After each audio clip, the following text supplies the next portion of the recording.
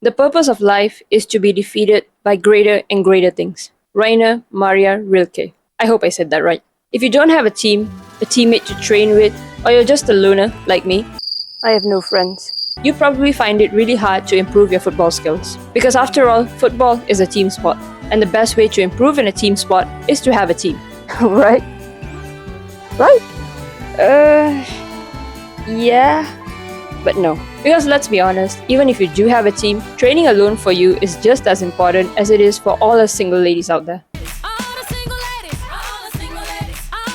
So in today's video, I'm going to share 2 steps with you that if you implement correctly, you will see progress in your game in as little as 30 days. The goal of a footballer, a serious footballer, is really simple: to become a professional. And the only way to become a professional is to climb the football ladder. I said ladder, not tree. Jesus Christ. And I'm not even Christian.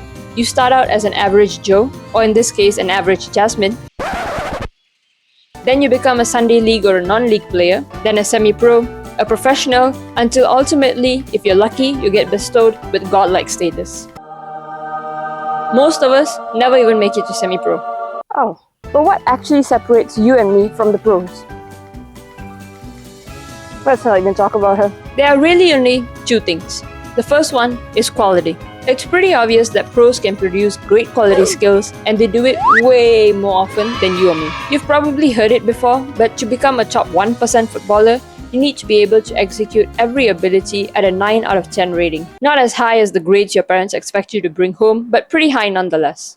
If you're Asian, you'll understand. And the only way to execute it at a 9 out of 10 rating is to first figure out what ability of yours is not at a 9 out of 10 and then work your way up. And the easiest and fastest way to figure it out is to pick a skill that you want to test, go out to the field or up to a wall if you choose passing, and do the drill 10 times. If you can't do 9 successful reps, you have work to do. And yes, it really is that simple. But if you can do 9 successful reps, congratulations! You're still not a pro.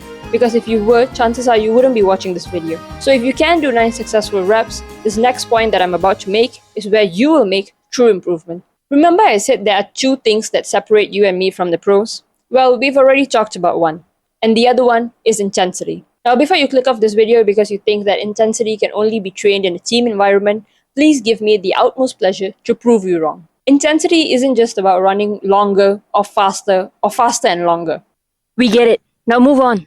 Intensity also lies in the speed of pass, in the power of the shot, and most importantly, in the quickness in decision making. So when you pass, smash that ball into the wall and let it smash back into you. When you dribble, run at the speed of flash and fall flat on your face. When you practice ball control, kick the ball so high up into the sky, it kisses the moon. Just because you're single, it doesn't mean your ball has to beat you. You need to push yourself beyond the intensity that you're used to. I promise you, you won't get 9 successful reps. Now, if the purpose of life is to be defeated by greater and greater things, the purpose of training is to be defeated by greater and greater intensities. Now, could I have said that at the start of this video? Absolutely. But where's the fun in that? Thanks for sticking around.